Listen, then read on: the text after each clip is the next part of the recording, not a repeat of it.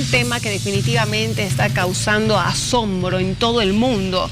Son los resultados de las elecciones en los Estados Unidos, cuyo resultado da como ganador a Donald Trump. Después de tanta polémica que se ha desatado, después de diferentes discursos y en las diferentes disputas entre Clinton y Donald Trump, donde al principio se daban como ganadora o era ganadora en los principales debates Hillary Clinton. Todo esto se da la vuelta y al final tenemos resultados que llaman la atención. ¿Cómo perjudica esto o en qué beneficia esto a los latinos? Con nosotros está Adriana Salvatierra, del Movimiento al Socialismo, senadora del Movimiento al Socialismo, a quien le damos la cordial bienvenida. Tono despectivos para los latinos, xenofobia evidente. ¿Cuál es la lectura que se hace desde el Movimiento al Socialismo? Buenos días. Muy buenos días, muchas gracias, muy buenos días a todos, todas.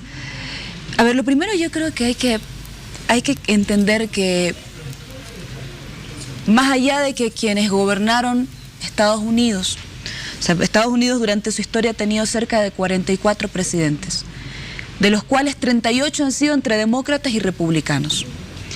Pero independiente de ese casi bipartidismo fáctico que existe en Estados Unidos, existe pues un gobierno que no necesariamente está definido por las decisiones y las políticas propuestas por un ejecutivo. Es decir, independiente de Hillary Clinton, independiente de Donald Trump, la política exterior de Estados Unidos, y lo ha dicho el presidente Evo Morales, por lo menos respecto a los países de América Latina, respecto a los países de Asia, África, respecto a todos los países donde existen recursos naturales, es la política de la invasión y del saqueo permanente, la política de la injerencia, la política de la dominación.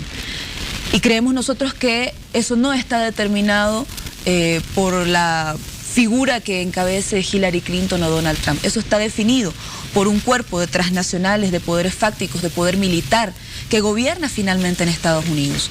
Cuando nosotros, por ejemplo, referenciamos el número de bases norteamericanas, y decimos hay cerca de 700, 800, de las cuales de 40 están en América Latina, no decimos que estas bases norteamericanas están administradas por actualmente Obama.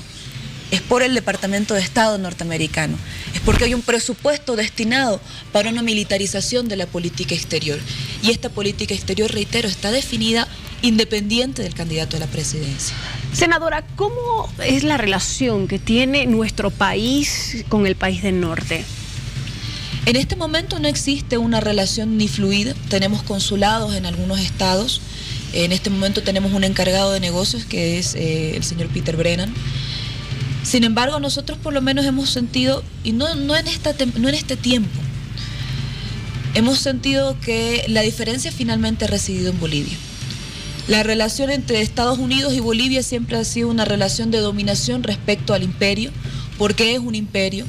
O sea, aunque nosotros digamos y tratemos de ponerle otro nombre, si la moneda mundial que maneja la economía, que genera las relaciones de intercambio es el dólar, quiere decir que la moneda norteamericana prevalece frente a todas las monedas en el mundo.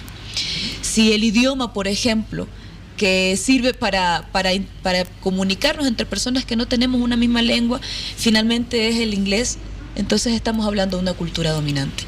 Si hay la cultura dominante del consumo, que es exacerbada desde el mercado norteamericano, entonces estamos hablando de un imperio que tiene características, desde la producción audiovisual, desde la economía, desde la cultura, desde toda una civilización generada en base al capitalismo que tiene como centro de operaciones Estados Unidos. Y de eso, nosotros hemos tenido dos tipos de gobierno en Bolivia: aquellos que han agachado la cabeza y aquellos que han definido optar por la soberanía. ¿Qué va a pasar, por ejemplo, con este acuerdo que fue impulsado por Barack Obama, el Acuerdo Transpacífico de Cooperación Económica, que supuestamente iba a impulsar y ayudar a 12 países de América Latina? ¿Esto podría acabarse con Donald Trump? No solamente podría acabarse, creo que, como hablábamos entre líneas, el fenómeno de Donald Trump no tiene que lecturarse solamente desde la homofobia, desde la xenofobia, desde el machismo, el nacionalismo exacerbado, sino que tiene que también lecturarse desde la economía. Estados Unidos está recién saliendo desde el 2008 de una crisis económica que llevó, por ejemplo, una tasa de desempleo abierta por encima del 15% y que explica el fenómeno de Donald Trump y este populismo de derecha, porque eso sí es un populismo de derecha, que busca identificar un enemigo en el migrante. Y esto se traduce en una forma de política exterior que desdeña las relaciones entre pares. Hace poco Donald Trump, por ejemplo, en su discurso mencionaba y decía: nosotros vamos a tener relaciones con quienes quieran relacionarse con nosotros, bajo las reglas del juego que establece la política exterior norteamericana. Ahora le pregunto, en base a lo que dijo Donald Trump, ¿Bolivia está interesada en relacionarse con los Estados Unidos?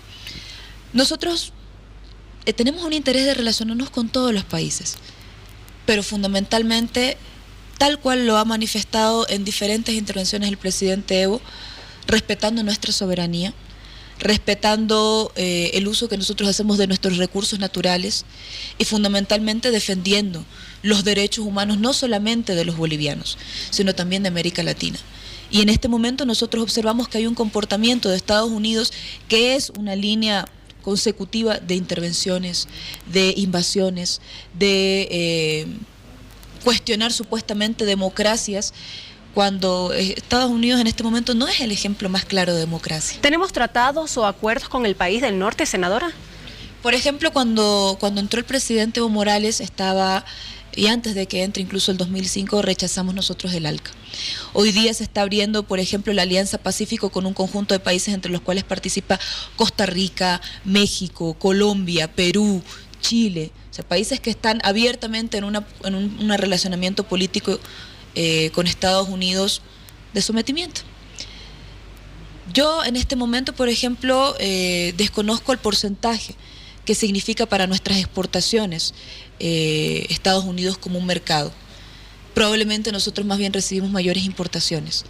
Lo que sí creo es que de continuar este relacionamiento bilateral en términos comerciales, tiene que abrirse en términos de soberanía.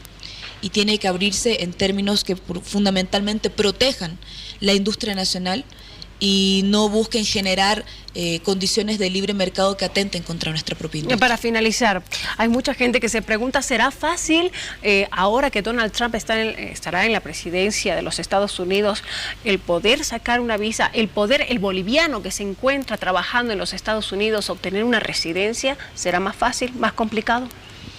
Yo creo que las relaciones bilaterales se van a tensionar de Estados Unidos con el resto del mundo, no solamente con América Latina. Y se van a tensionar porque precisamente el origen del liderazgo de Trump pasa por ese liderazgo que fue construido en base al recelo del ciudadano norteamericano respecto a la residencia de los hispanos, a la residencia de personas de otros países que sintieron desde los norteamericanos que disputaban las fuentes laborales. Muy bien. Entonces hay que lecturarlo desde eso, ¿no? Desde el proteccionismo económico, que me parece que sí va a ser un eje central de la política de Estado norteamericana y fundamentalmente del gobierno de Donald Trump. Sin duda este tema dará mucho de qué hablar durante las próximas semanas, ¿no es cierto? Muchísimas gracias, senadora, por estar con nosotros. Adriana Salvatierra, senadora del Movimiento al Socialismo, en los estudios de Al Día. Continuamos con más.